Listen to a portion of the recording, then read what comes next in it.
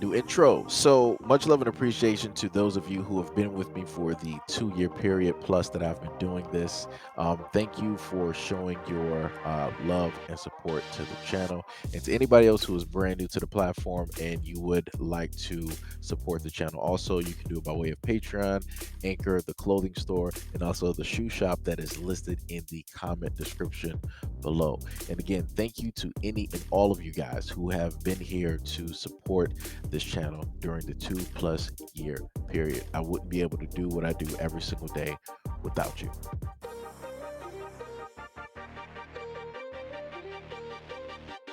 Black girl go. They are pushing her. They're not letting her go. They're not letting her go. Is it right? Is it right? They're not letting the black girl go. They're not letting the black girl go. They're not letting the black girl go. They're not letting the black girl go. They're not letting the black girl go. They're not letting the black girl go.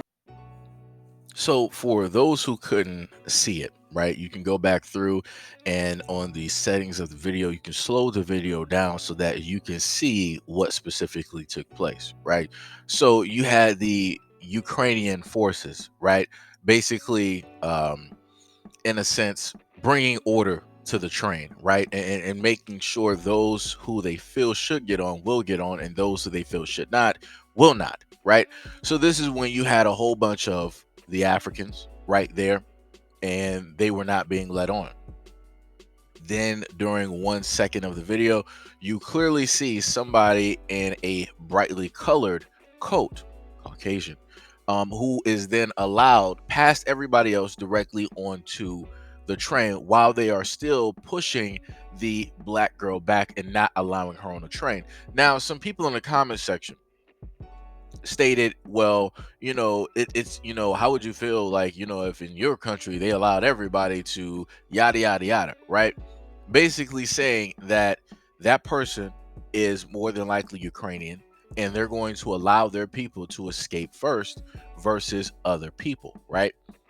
But that would then give the assumption that the Caucasian individual that was getting on the train is Ukrainian. That is an assumption, right? Nobody has proof that that Caucasian individual is even Ukrainian at all. They could actually be somebody else from a whole different country over there in Europe.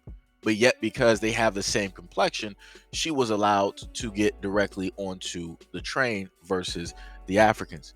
And in some of the other videos that you are clearly able to see directly in front of you, you see the same forces in front of another train at another train station, and you see the field of Africans there being left, having to figure out how is it that they're going to escape this crisis, this war.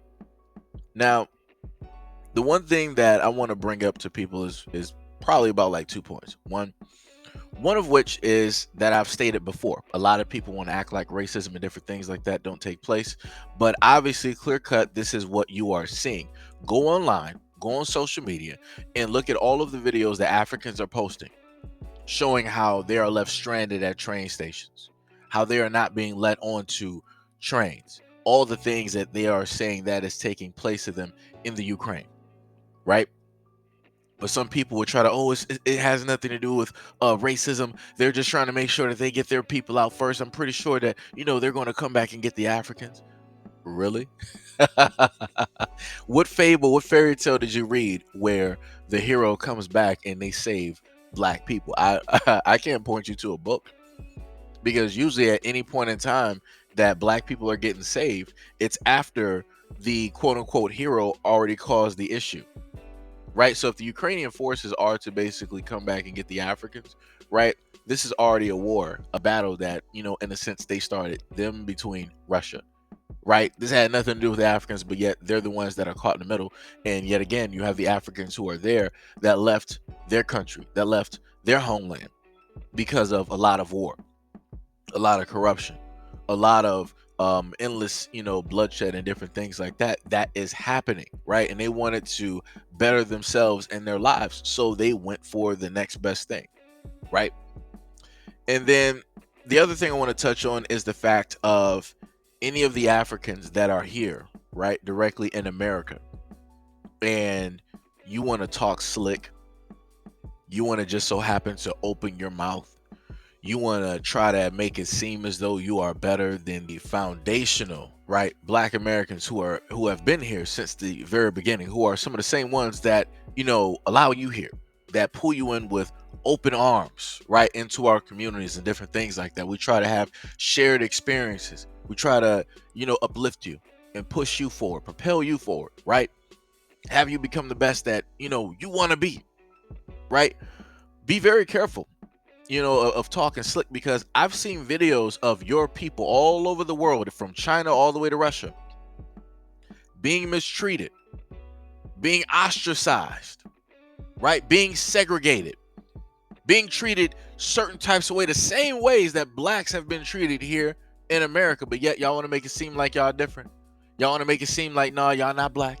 Y'all not the same as us. Y'all don't get the same treatment. Y'all better. Y'all know where y'all come from. Y'all have y'all history. Y'all still have y'all continent, even though you don't, because you're going through a second colonization, as I call it, Neo-China at this moment in time, because your higher ups, your officials, are selling off beachfronts, lands to the highest sellers over there in China and wherever else.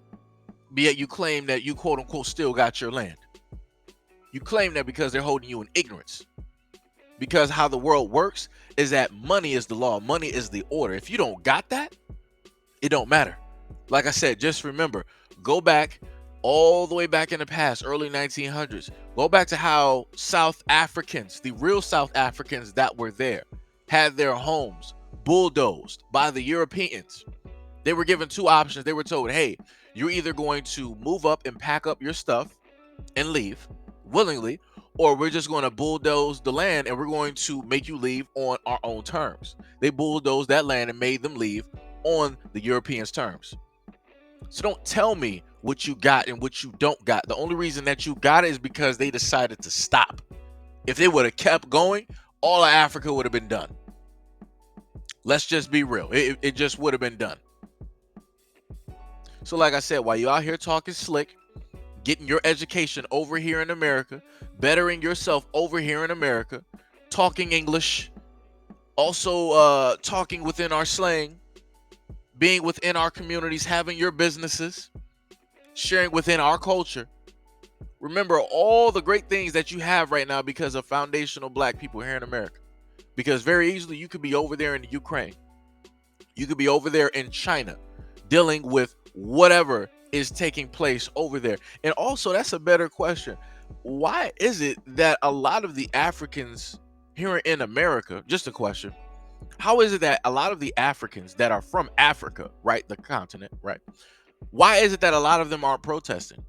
Why is it that a lot of them aren't showing a show of love and solidarity and different things like this all over social media, trying to bring this to the forefront? Why is it that it's only the Africans that are in these other countries that are going on social media talking about all this nonsense that's taking place due to the fact that they're Black? Look at that. Like I said, a lot of Africans here in America, like, yo, y'all going to end up getting y'all wake-up card when the police stop you, when you get sentenced, when somebody accuses you of something that you just didn't do. And just saying that, oh, you're a foreigner, you're an immigrant, I speak another language, English is not, my best language. That's not going to sit up there and matter, because the moment in time they pin you, they see you and they blame you and they see that melanin that you got that's darker than everybody else here, it's over for you. It's curtains.